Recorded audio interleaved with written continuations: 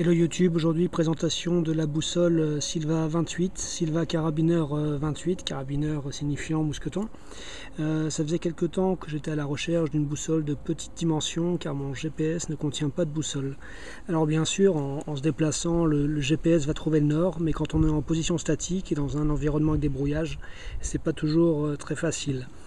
Donc on trouve des boussoles qui sont très petites, hein, tels ces modèles vraiment pas chers qu'on peut mettre sur une montre. Sauf que vous voyez, c'est assez merdique.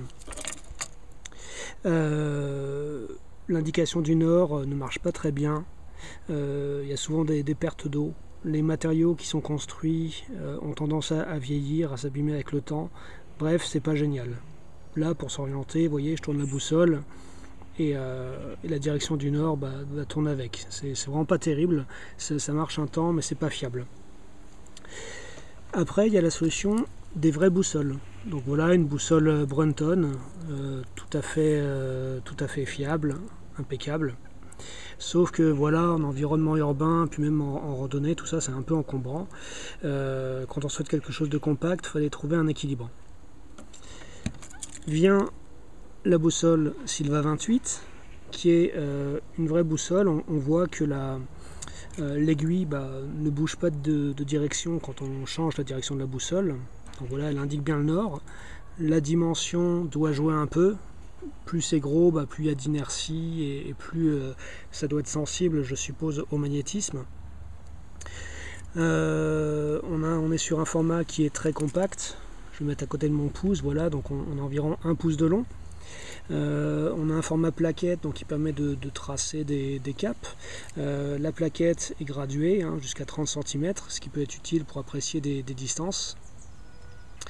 La boussole est transparente, donc c'est très bien pour mettre sur une carte si on utilise des cartes papier. Et surtout, ce qui m'a séduit dedans, c'est qu'elle est vraiment très compacte. Donc j'utilise pas personnellement le mousqueton, je l'ai remis pour l'occasion. Ce que je fais moi, c'est je l'insère à la lanière du GPS.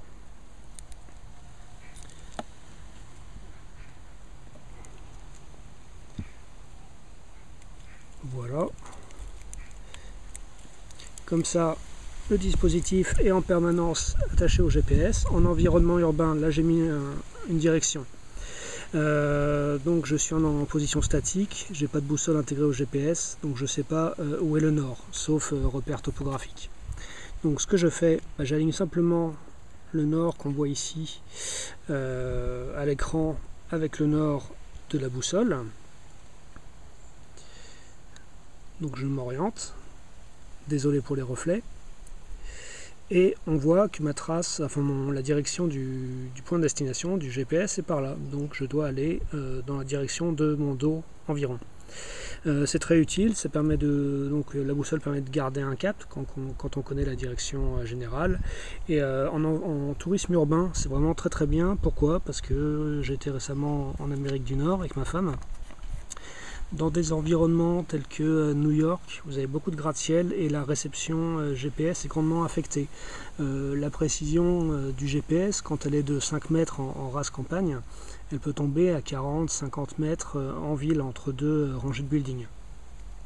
Du coup, c'est vraiment très chiant pour s'orienter, de marcher 50 mètres pour voir si on va bien vers le nord, pour s'apercevoir que finalement on va vers le sud. Donc rien que pour ça, l'achat de cette boussole est pleinement justifié. Surtout que son prix est modique. J'ai réussi à l'avoir à 6,93 € pour inclus chez raviday-camping.com, donc raviday RAVIDAY-camping.com. C'est le meilleur prix que j'ai trouvé si on prend en compte le port, mais je suppose que vous pouvez la trouver à plein d'autres endroits. Voilà, c'était la revue de la boussole mousqueton Silva 28. Que j'utilise en complément d'un GPS. Voilà, salut YouTube.